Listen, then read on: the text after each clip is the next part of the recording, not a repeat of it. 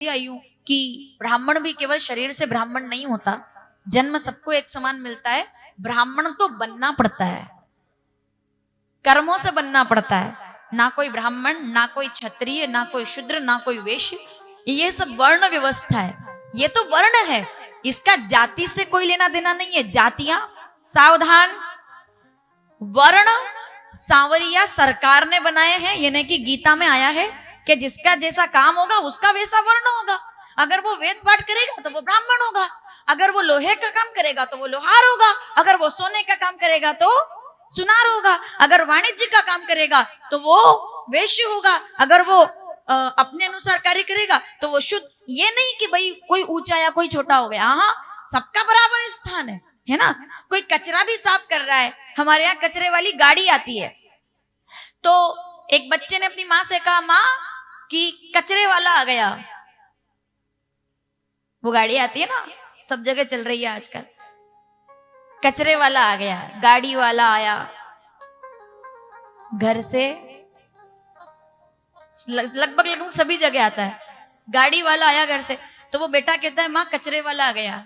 तो उस माँ ने बहुत प्यारी सीख दी, बोले गलत बेटा, आज के बाद ऐसा मत कहना। क्यों? बोले कचरे वाले तो हम हैं, वो तो सफाई करने वाला है, जो हमारे घर का कचरा साफ करने के लिए आया है। वो कचरे वाला नहीं है, वो तो सफाई कर रहा है। इस छोटी सी बात से समझ जाइए, हर व्यक्ति का अपना महत्व है, कोई छोटा नहीं कोई बड़ा नहीं। अब एक बात सुनिए बहुत ध्यान से, इसका अगर आप समर्थन करें तो ही समर्थन करना, वरना कोई बात नहीं। किसने बनाई जाति? वर्ण व्यवस्था शास्त्रों ने बनाई है। वर्ण व्यवस्था राघवेंद्र सरकार, या हम कहें कि नारायण सरकार, या तो हम कहें कि सांवरिया सरकार ने बनाई है। और जाति व्यवस्था राजनीति ने बनाई है। राजनीति ने जाति की व्यवस्था को सबसे ज्यादा इफेक्ट किया है। जातियां राजनीति से आई है निकल करके। किसी, अब देखो बड़े समझने वाली बात है, क्या है? एक ही जाति है हम सबकी, कोई पूछे ना, नहीं कोई जाति नहीं, एक ही जाति है। और गर्व से कहो हमारी एक ही जाति है, और हमारी जाति है सनातन, हम हिंदू हैं, ये हमारी जाति है। अपनी गाड़ियों पर से मिटवा दो पाटीदार, हटवा दो पटेल। आने वाला समय आपको इस बात, पूज्य गुरुदेव बैठे, मैं ज्यादा कुछ नहीं कहूंगी, पर नूह आपके सामने है। अपनी गाड़ियों पर से गुर्जर लिखना बंद कर दीजिए, पटेल लिखना बंद कर दीजिए, ब्राह्मण लिखना बंद कर दीजिए, जाट लिखना बंद कर दीजिए, ये जातियां बताना बंद कर दीजिए। अपनी गाड़ियों पर केवल एक लिखिए, शेर का निशान बनाइए, और हिंदू लिखिए, सनातनी लिखिए कि मैं हिंदू हूं। इन जातियों ने हमको बांट दिया है, इन जातियों ने अलग से लोगों को खड़ा कर दिया है हमारे खिलाफ। दूसरों से तो लड़ने का बहुत दूर का मामला है, अपने ही हमारे खिलाफ हो गए जातियों के चक्कर में, तोड़ कर रख दिया है जातियों ने। जब गाड़ियां जलती है कहीं पर, तो केवल जाट की गाड़ी नहीं जलती, पाटीदार पटेल की गाड़ी नहीं जलती, गाड़ियां सबकी जलती है। तब आप देखिए आने वाले समय में, मैंने अभी एक बात कही थी कि कंधों से ऊंची छाती नहीं होती, कंधों से ऊंची छाती नहीं होती, और धर्म से बढ़कर कोई जाति नहीं होती। अगर दीपक ही नहीं रहा तो बाती का क्या करोगे? अरे धर्म ही नहीं रहा तो जाति का क्या करोगे?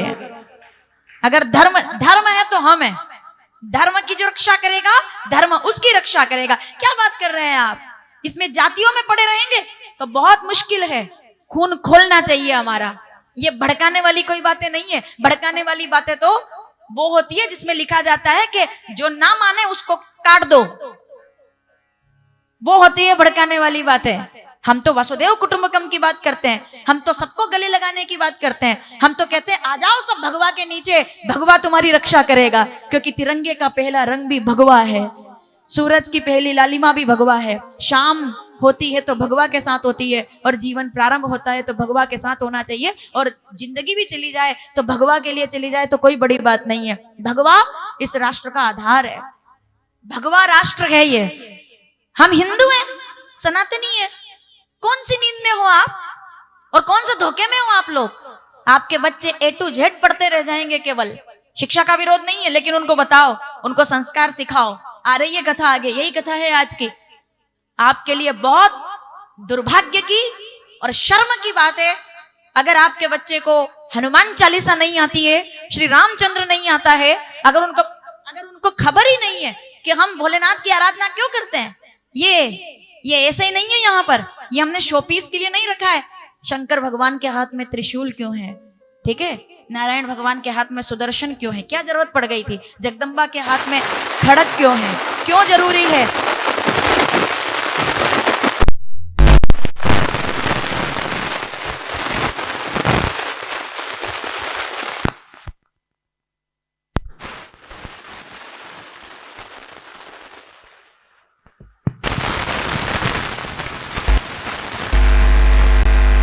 कोई भी एक पिन निकाल लो, शायद एक चालू हो जाए बस।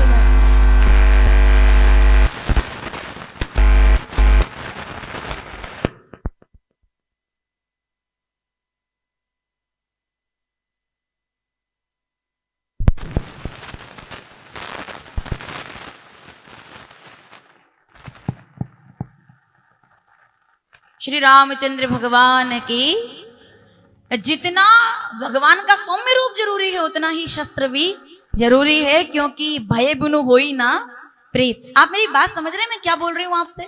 ज्यादा खुलकर नहीं कहूंगी मैं आपसे, लेकिन आप मेरी बात इतनी बस समझ लेना कि जितना विद्वानों को वेद पढ़ना जरूरी है, जितना ब्राह्मणों को वेद पढ़ना जरूरी है, जितना क्षत्रिय हो, शूद्र हो, वैश्य हो, जितना शास्त्र पढ़ना जरूरी है उतना ही शस्त्र पढ़ना भी आवश्यक है।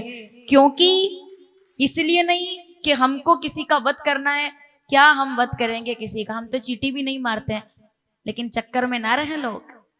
ये सच है कि हम चींटी भी नहीं मारते हैं, लेकिन हम अगर राम की आराधना करते हैं, अगर हम राघव की आराधना करते हैं, तो भाई हम महाकाल की भी आराधना करते हैं, महाकाल वाले भी हैं। और जब महाकाल जब तांडव करते हैं ना, तो फिर प्रकृति थर्रा जाती है, इतना काफी है। उसके लिए कौन करेगा काम?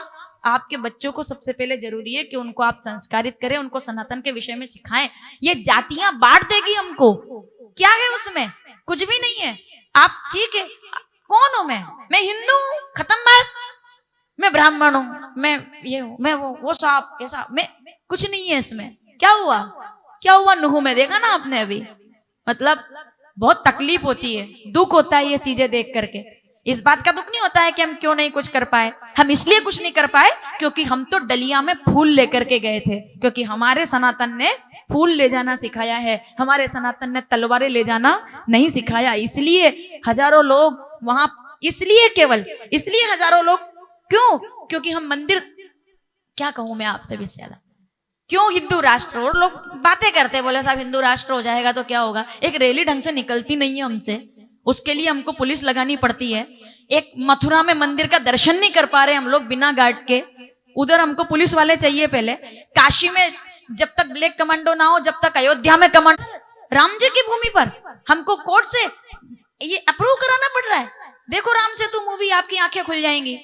राम सेतु मूवी आई थी बीच में, अभी आंखें खुल जाएगी आपकी, कितना प्रयास किया गया पुलिया को तोड़ने का। राम सेतु बोले तो आदम पर कृपा राम की हुई, ता पर कृपा, सीधी सी बात है साहब, जो राम का नहीं वो हमारे काम का नहीं। आज हम देश के अंदर जिस प्रकार से देख पा रहे हैं, मैं तो हालांकि ना तो किसी पार्टी का समर्थन में हूं, हमारी पार्टी केवल एक है, राम जी की पार्टी, ठीक है, सत्य की पार्टी, केवल एक ही पार्टी हमारी, धर्म की पार्टी, सनातन की पार्टी, कोई पार्टी नहीं हमारी, हमारी पार्टी भगवा है केवल बस। लेकिन एक बात है कि जो कुछ भी हम देख पा रहे हैं देश के अंदर, जिस प्रकार से माहौल इस समय सकारात्मक माहौल है धर्म के प्रति, हमारे तीर्थ जगमगा रहे हैं, और क्या चाहिए। सही को अच्छे को अच्छा बोलना पड़ेगा आपको। हमारी अयोध्या जगमगा रही, इसमें कौन सी बात है? किसकी तारीफ करें फिर? उनकी तारीफ करें जिनने गोलियां चलवा दी थी कार सेवकों पर, उनकी तारीफ करें, उनकी तारीफ करें फिर जिनने देश के प्रधानमंत्री नरसिम्हा राव जी को राजघाट पर इतनी सी जमीन तक नहीं दी कि उनका वहां पर स्मारक बनाया जा सके, उनकी तारीफ करें। किसकी तारीफ करें? तारीफ करेंगे 370 हटाने वालों की, तारीफ करेंगे राम मंदिर के दिए जलाने वालों की, तारीफ करेंगे देश में दिवाली मनाने वालों की, तारीफ करेंगे। और ये किसी नेता की तारीफ नहीं है, ये एक व्यक्तित्व की तारीफ है जिसने इस राष्ट्र को फिर से हिंदुत्व के लिए जगाया है और हमारी आंखें खोली है कि तुम कौन और तुम्हें क्या करना चाहिए। उस व्यक्तित्व की तारीफ करेंगे जिसके कारण लोगों को अपने कुर्ते के ऊपर जनेऊ पहन पहन करके दिखावा करना पड़ रहा है। हम उस व्यक्तित्व की, इसके बाद ये सेट हो गया ऐसा मामला कि इसके बाद भी अब जो ये राजनीति आगे चलेगी ना, तो कहीं ना कहीं लोगों को हिंदुत्व का सहारा लेना पड़ेगा। वो लोग जो कभी मंदिर नहीं गए थे वो गंगा में डुबकी लगा रहे हैं, वो पाप धो रहे, उनने कहा हो सकता है वोट इससे मिलते हो, लेकिन वोट दिखावे से नहीं मिलते, वोट तो धर्म के लिए काम करने से मिलते हैं। तब मिलते हैं जब कोई धर्म राष्ट्र हिंदू राष्ट्र है और हिंदू राष्ट्र की पताका को जो भगवा लहराएगा निश्चित रूप से, तो ये राम राज्य तभी तो निर्मित होता है। ऐसा नहीं, इसको समर्थन मत समझना आप, कोई पार्टी नहीं, मैं तो किसी पार्टी के पक्ष में नहीं हूं। कोई अगर एक ये है केवल पक्ष व्यक्तित्व का कि भाई हमको जो अयोध्या में मंदिर में ले जाए 2024 की जनवरी, हम तो रामलला हम आएंगे, अब मंदिर बनाएंगे और हम मंदिर दर्शन कर पाएंगे, हमको तो जो दर्शन कराए। भैया सीधी सी बात है, हमारा कश्मीर लाल चौक पर तिरंगा लहरा रहा है, इससे बड़ी बात और क्या होगी? अपनी आंखों से देखने लायक बात थी क्या ये? कैसे जाते थे कश्मीर डरते डरते, अब जाते छाती चौड़ी करके शेर की तरह, हमारा कश्मीर है, और जो थोड़ा बहुत बचा है वो भी लेकर के रहेंगे, क्योंकि कश्मीर का हिस्सा कश्यप ऋषि का हिस्सा है, उस पर किसी और का कोई अधिकार नहीं है। वो हमारा कश्मीर है, वो हमारा कश्मीर है, वो हमारा